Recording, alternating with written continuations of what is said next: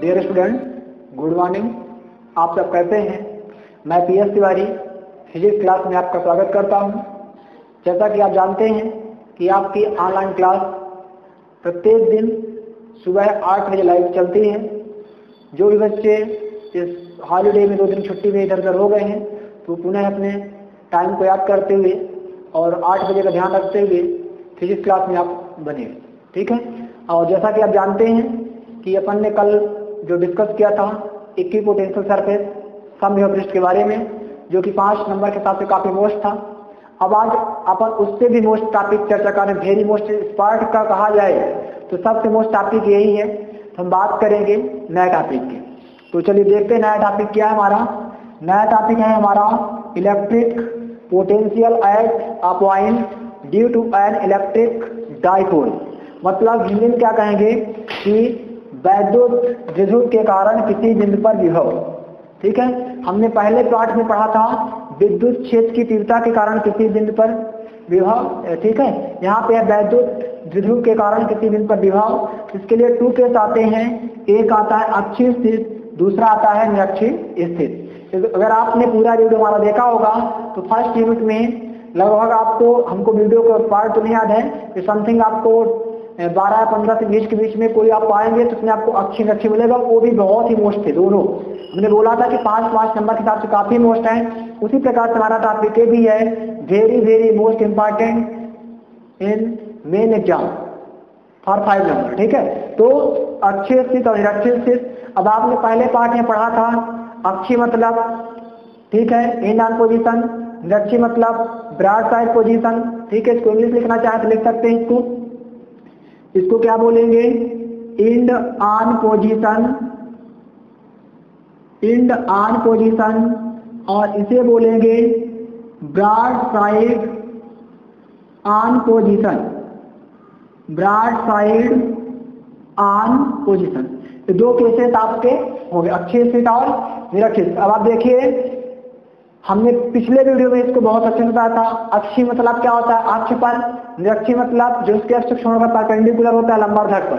तो इसमें ज्यादा डिस्कस नहीं करेंगे। यानी कि जैसे मान लीजिए आपके 2 पॉइंट हैं तो पहले अपन बात करेंगे अक्षीय स्थित के बारे में, ठीक है। तो आप डालिए फर्स्ट नंबर अक्षीय स्थित। फर्स्ट नंबर डालिएगा आप अक्षीय स्थित इंड ऑन पोजीशन। तो आपसे कोई पूछे कि अक्षीय स्थिति क्या होती है, इंड ऑन पोजीशन क्या होती है? देखिए अक्षीय मतलब एक्सिस, अक्ष पर एक्सियल। तो जैसे मान लीजिए कि आपने 2 पॉइंट लिया, इस 2 पॉइंट में आप ऐसे बहुत सारी लाइन ड्रा कर सकते हैं, लेकिन इसको दोनों बिंदु को मिलाने वाली कोई एक सीधी रेखा होनी चाहिए, उसके अकॉर्डिंग से आपकी लाइन गलत है, ठीक है। तो इसी को हम इस फॉर्म बनाते हैं जैसे हमने पहले पार्ट पढ़ा था। पहले की अक्षीय स्थिति क्या है, इसकी परिभाषा हमने फर्स्ट चैप्टर में बताया था। सेकंड चैप्टर में समझिए कि अक्षीय स्थिति मतलब क्या होता है कि जब कोई बिंदु जिस पर हमें विद्युत क्षेत्र की तीव्रता ज्ञात करनी होती है, जैसे मान लीजिए कि आपका पॉइंट क्या है, P। जब कोई बिंदु जिस पर हमें विद्युत क्षेत्र की तीव्रता या विभव ज्ञात करना होता है उसे उस बिंदु पर क्या कहते हैं? अक्षीय स्थिति। जैसे कि अगर आप देख पा रहे हैं यहाँ पे हम पॉइंट P पर विभव ज्ञात करेंगे तो इसे अपन क्या कहेंगे? अक्षीय स्थिति कहेंगे। यानी कि जब कोई बिंदु जिस पर हमें विद्युत क्षेत्र के विभव ज्ञात करना हो उसे क्या बोलेंगे? अक्षीय स्थिति। बस डिफरेंस ये रहेगा कि पहले पार्ट में क्या थी? विद्युत क्षेत्र तीव्रता, और यहाँ पे क्या हो गया? विद्युत विभव। तो तीव्रता के स्थान पे क्या करेंगे? विभव करेंगे। बाकी परिभाषा सेम रहेगी, ठीक है। अब देखिए जब डेरिवेशन की बात करेंगे इसके व्यंजक की, व्यंजक भी आपको समथिंग सेम मिलेगा, थोड़ा बहुत चेंज आएगा। हमने पहले बता दिया कि फर्स्ट पार्ट हमने क्या पढ़ा था? विद्युत क्षेत्र तीव्रता। तो हाँ, तीव्रता को दर्शाते थे E से, E1 और E2 लेते। यहाँ पे क्या है? पोटेंशियल विभव। पोटेंशियल को दर्शाएंगे V1 और V2 से। मतलब इसका मतलब ये हुआ कि फर्स्ट चैप्टर में जहाँ E यूज करते थे यहाँ पे क्या यूज कर लिए हैं? V यूज किए हैं। बाकी आपका सारी प्रोसेस समथिंग सेम है। तो अगर आपसे पहला पार्ट का बनेगा तो दूसरे पार्ट का ऑलरेडी बन जाएगा। फिर देखिए समझिए इसके डेरिवेशन कैसे करेंगे। सबसे पहले हम क्या करेंगे कि 2 बिंदु लेते हैं। एक आपका हो गया पॉइंट A, एक हो गया पॉइंट B, ठीक है। फिर क्या करते हैं? पॉइंट A पर क्या देते हैं? प्लस Q आवेश, पॉइंट B पर क्या देते हैं? माइनस क्यू आ गया। दोनों के बीच का जो मिड पॉइंट है, मिड पॉइंट क्या हो गया आपका, देखिए मिड पॉइंट आपका ओ हो गया। अब ध्यान दीजिए कि अगर ओ से ए की दूरी l और ओ से बी की दूरी l, तो यह लेंथ क्या हो जाएगा 2l, जिसकी मिनिमम लेंथ कहलाएगी।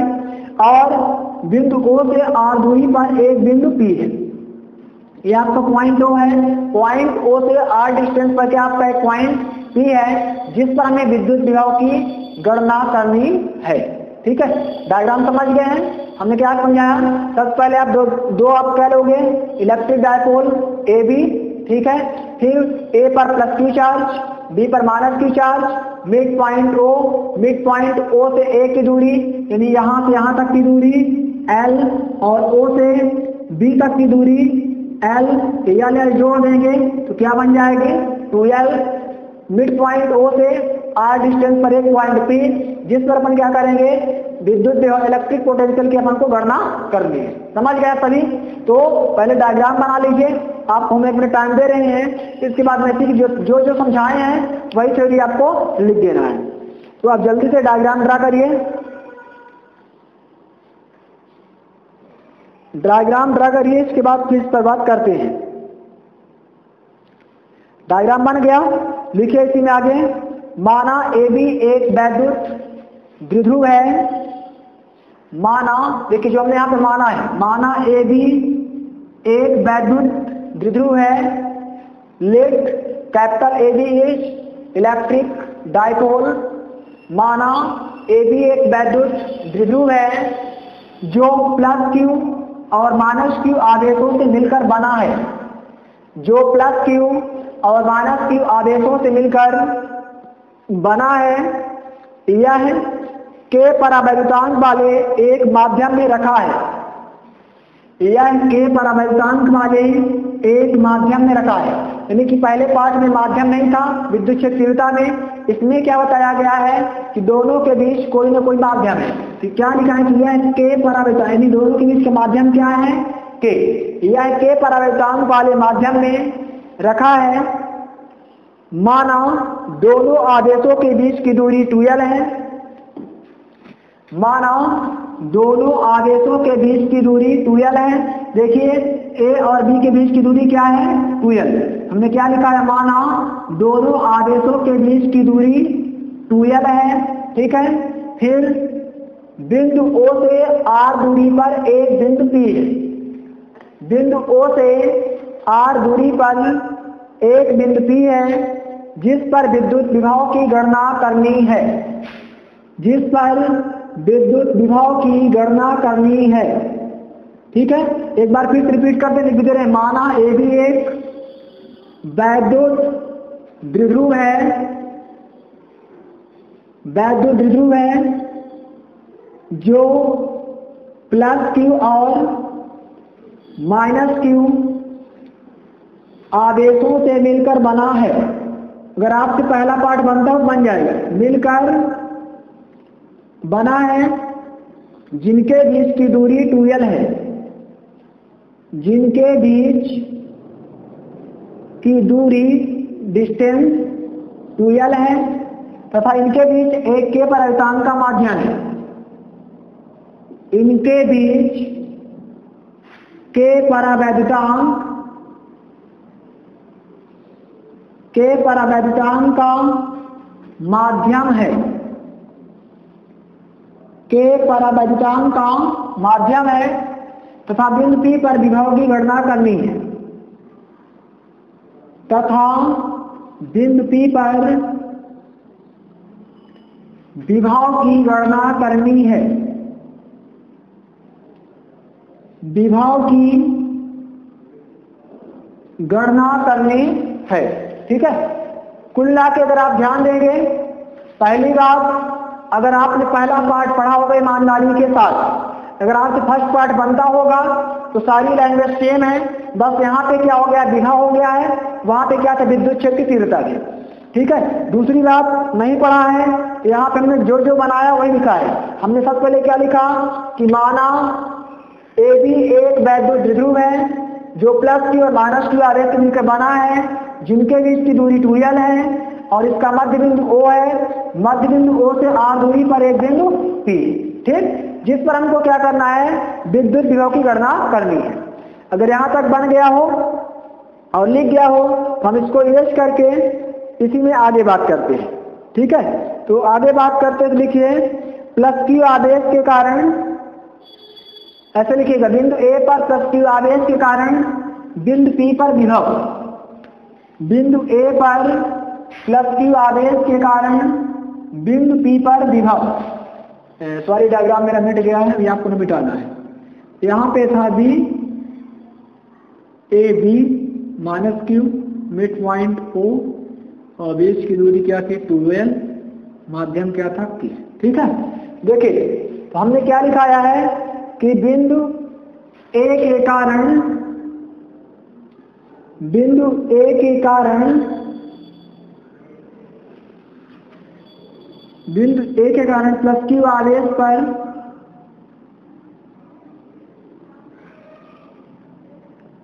बिंदु A पर, सॉरी बिंदु A पर प्लस Q आवेश के कारण,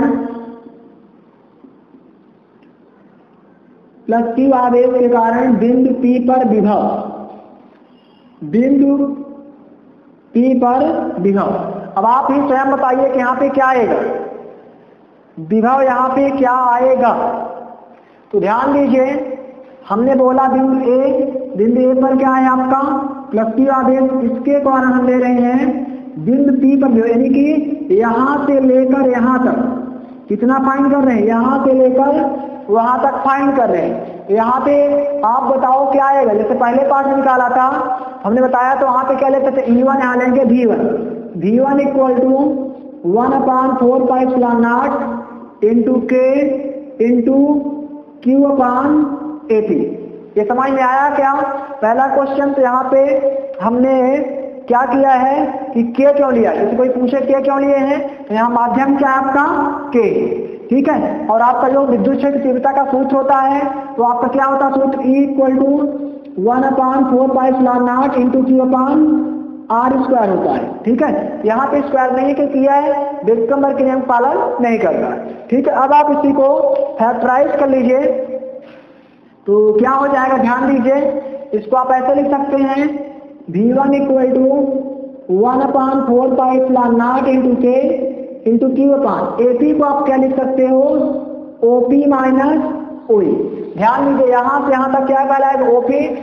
इस पूरे OP में आप क्या करिए, इस पूरे OP में क्या करिए आप OA को घटा दीजिए, ठीक है। यहाँ से यहाँ तक OP और यहाँ से यहाँ तक OA, तो OP में OA घटा देंगे तो क्या हो जाएगा आपका V1 इक्वल टू 1/4πε0 इंटू के आपको एक माध्यम में पहले बता दिए हैं, और Q/, तो ध्यान दीजिए O से P की दूरी क्या है, यहाँ देखिए R, तो क्या हो जाएगा R माइनस O से A की दूरी क्या आपकी L, तो क्या हो जाएगा आपका L, तो क्या बनेगा R माइनस L। इसको क्या मान लेंगे, समीकरण नंबर 1। यहाँ तक समझ में आ गया सभी को? फिर समझ में आया हो तो इसको नोट करिए, नहीं आ रहा कमेंट के माध्यम से बताइए, ठीक है। समीकरण क्या मानेंगे, इसको 1 मान लेंगे। फिर इसी प्रकार से जैसे अभी हमने Q1 निकाला है, उसे Q निकाला प्लस के लिए, अब निकालेंगे माइनस के लिए। तो लिखिए तथा माइनस Q आवेश के कारण बिंदु P पर विभव, माइनस Q आवेश के कारण बिंदु P पर विभव, तो क्या हो जाएगा, इसको इरेज कर रहे हैं, माइनस Q आवेश के कारण बिंदु P पर विभव। लिख गया कि लिखे हम भी, माइनस Q आवेश के कारण, माइनस Q आवेश के कारण बिंदु P पर विभव, बिंदु P पर विभव। अब आप डायग्राम को देखिए, अब बताइए कि यहाँ पे क्या आएगा। अगर आप डायग्राम देखेंगे तो यहाँ हो जाएगा माइनस Q/VP, तो क्या बनेगा, उसको V1 माने थे, इसको मानेंगे V2 इक्वल टू 1/4πε0 इंटू के इंटू माइनस क्यू अपान क्या हो जाएगा dt। वहां पे प्लस क्यू चार्ज था, यहाँ पे माइनस। अब आप यहाँ पे क्वेश्चन कर सकते हैं कि सर पहले वाले में हमने माइनस के लिए माइनस नहीं लिया था फर्स्ट पार्ट में, लेकिन इसमें माइनस के लिए माइनस क्यों लिया, तो वही रीजन बताए हैं कि यहाँ पे स्क्वायर नहीं फॉलो हो रहा। अब आप इसको क्या लिख सकते हैं, V2 equal to 1/4 pi epsilon naught into के इंटू माइनस क्यू। अब BT को आप क्या लिख सकते हैं, OP प्लस OB। मतलब कि यहां से लेकर यहां तक और फिर आप यहां से लेकर यहां तक दोनों को जोड़ दीजिए तो पूरा क्या मिल जाएगा आपको, यहां से हमें मिलेगा BB। हो गया, तो हो जाएगा V2 equal to 1/4 pi epsilon naught के into minus Q upon O से P की दूरी R और O से B की दूरी L, तो क्या बन जाएगा R प्लस L। ऐसे क्या मानेंगे अपन, समीकरण नंबर 2। तो समीकरण 1 भी प्राप्त हो गया, समीकरण 2 भी प्राप्त हो गया। यहां तक नोट करिए, यहां तक नोट करिए। नोट करने के बाद इसको आप लोग सॉल्व कीजिए। हो गया नोट? अगर नोट हो गया हो तो आगे लिखिए, क्योंकि विभव एक अदिश राशि है, क्योंकि विभव एक अदिश राशि है, since potential is a scalar quantity. चूंकि विभव एक अदिश राशि है, अतः बिंदु P पर परिणामी विभव V बराबर, अतः बिंदु P पर परिणामी विभव V बराबर V1 प्लस V2। मतलब परिणामी विभव निकालेंगे तो क्या हो जाएगा, V1 प्लस V2 हो जाएगा। अब आप V1 V2 का मान रख दीजिए। लिखिए समीकरण, यहाँ पे देखिए 1 है, समीकरण 1 से V1 तथा समीकरण 2 से V2 का मान हमने यहाँ निकाला है। समीकरण 1 से V1 तथा समीकरण 2 से V2 का मान रखने पर, अब मान रखेंगे तो क्या हो जाएगा, V इक्वल टू V1 का मान देखिए, ये दिया हुआ आपका, तो 1/4 पाई एप्सिलॉन नॉट इंटू के इंटू क्यू अपान R माइनस L। तो V2 का मान देखिए, इसको रखिए, plus 1/4 pi epsilon naught into के इंटू माइनस क्यू अपान R प्लस L। ये हो गया आपका V1 V2 के मान। अब बहुत ईजी है, अब आप इसको सॉल्व कर सकते हैं, करिए सॉल्व साथों साथ। तो क्या हो जाएगा, V इक्वल टू, पहली चीज तो कॉमन लेंगे, कॉमन पता है ना, ये दोनों मिलता है बोथ, तो Q दोनों में है और 1/4 पाई एप्सिलॉन नॉट के भी दोनों में है, तो Q बाहर निकाल लेंगे तो 1/4 पाई एप्सिलॉन नॉट के दोनों से बाहर निकल आया, और यहाँ पे Q है, यहाँ पे Q है, इंटू Q भी बाहर निकाल लेते हैं, तो यहाँ बचेगा 1/- माइनस R माइनस L और प्लस यहाँ बचेगा -1/R प्लस L। राइट, अपन के पास कॉमन नहीं पाई तरह बचे। समझ में आ रहा है? अगर आ रहा है कमेंट करके बताइए। फिर क्या हो जाएगा आपका, V will be equal 1/4 pi epsilon naught के। अब क्या करेंगे, पता तो है, एलसीएम लेते हैं तो क्रॉस मल्टीप्लिकेशन कर देंगे, इसका मल्टीप्लाई यहाँ हो जाएगा R plus L plus minus इसका यहाँ हो जाएगा R माइनस L अपान R का R में कर दीजिए तो हो जाएगा R square plus minus L के L में कर दीजिए तो हो जाएगा आपका L स्क्वायर। ओके, अब इसी को आप आगे सॉल्व करिए तो आगे क्या हो जाएगा, V will be equal 1/4 pi epsilon naught के इंटू, अब सॉल्व करिए, ब्रैकेट तोड़ना, बाकी सॉल्व कुछ करना की आवश्यकता नहीं है, पहले पार्ट में स्क्वायर था, यहाँ पे कुछ नहीं, ब्रैकेट तोड़ दीजिए तो क्या हो जाएगा, यहाँ पे की भी रहेगा सॉरी, तो R प्लस L माइनस तो minus R minus plus L अपान R square minus L square. Right, अब आप देख पा रहे होंगे कि एक प्लस आ रहा है, एक माइनस आ रहा है, प्लस माइनस कैंसिल, तो आप R से R क्या कर देंगे, कैंसिल, आपका क्या हो जाएगा, इसको आगे चालू कर लीजिए तो क्या बनेगा, हो जाएगा आपका V will be equal 1/4πε0 k into Q. यहाँ यल जोड़ देंगे, क्या बन जाएगा 2l, तो हो जाएगा आपका 2l/r² minus l², r² minus l²। ठीक, अब आप उसको आगे सॉल्व कर लीजिए, तो क्या हो जाएगा v equal to 1/4πε0 into k, और जवाब पे q है, q को क्या हो जाएगा, ब्रैकेट हटा देंगे तो हो जाएगा q into 2l/r² minus l², right. तो क्या हो जाएगा v will be equal 1/4πε0 k, इसके यहाँ गुणा कर दीजिए तो क्या बन जाएगा 2ql/r² माइनस l²।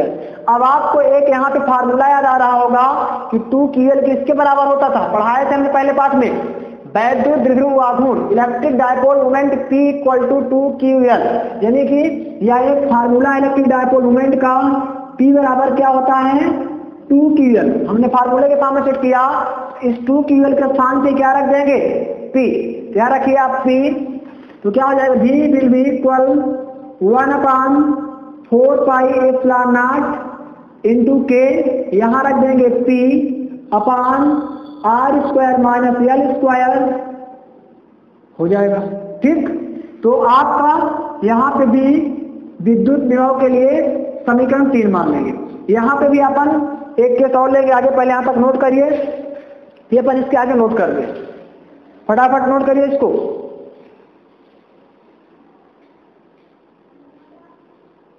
ये बहुत ही मोस्ट टॉपिक है, इसलिए जरूर पढ़िए, एक बार नहीं बार बार देखिए, बार बार देखेंगे तो आपको समझ में आ जाएगा, और अकॉर्डिंग टू एग्जाम बहुत ही मोस्ट, वेरी वेरी मोस्ट।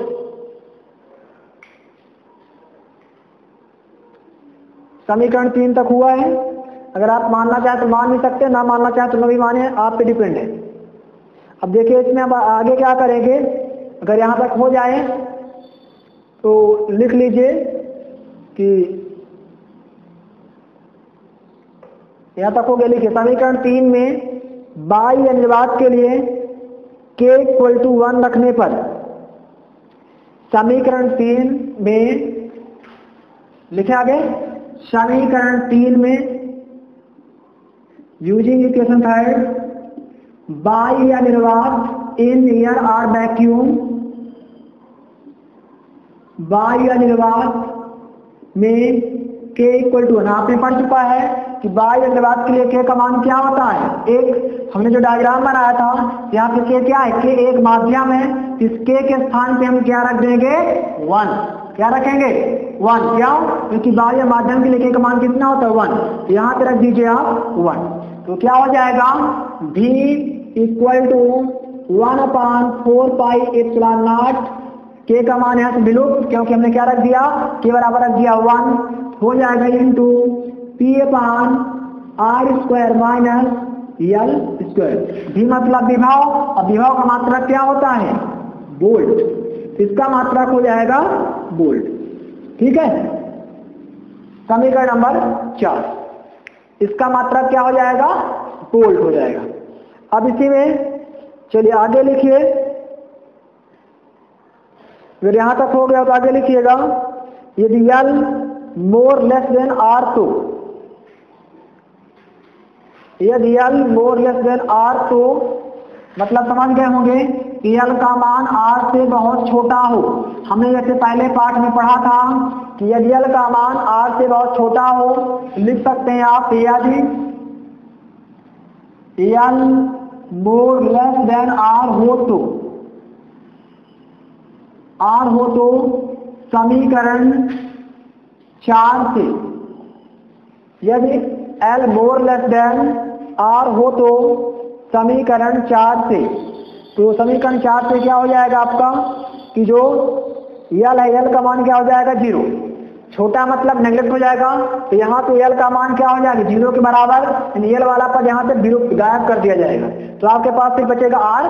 तो क्या लिखेंगे v equal to 1/4πε0 into P/r², और विभव का मात्रक वोल्ट।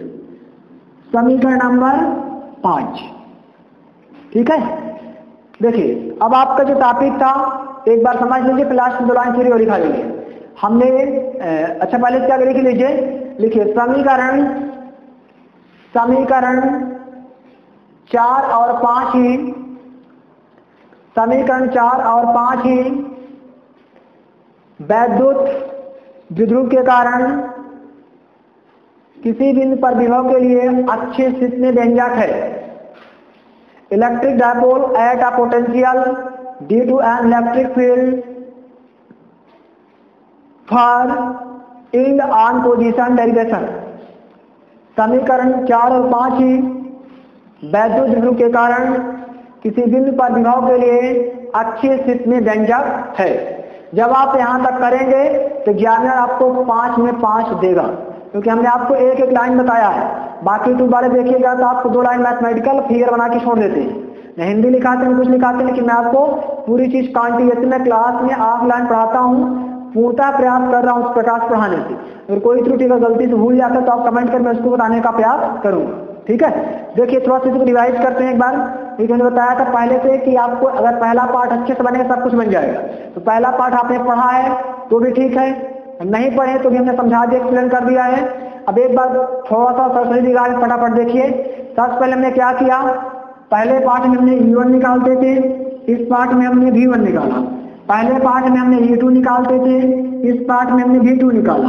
वहां पे परिणामी E निकालते थे, इस पार्ट में हमने V निकाला। समझ गए? मैंने बताया ऐसा क्यों, क्योंकि उसमें यूज करते थे इलेक्ट्रिक फील्ड, क्या यूज करते थे, इलेक्ट्रिक फील्ड, और यहाँ पे यूज कर रहे हैं पोटेंशियल।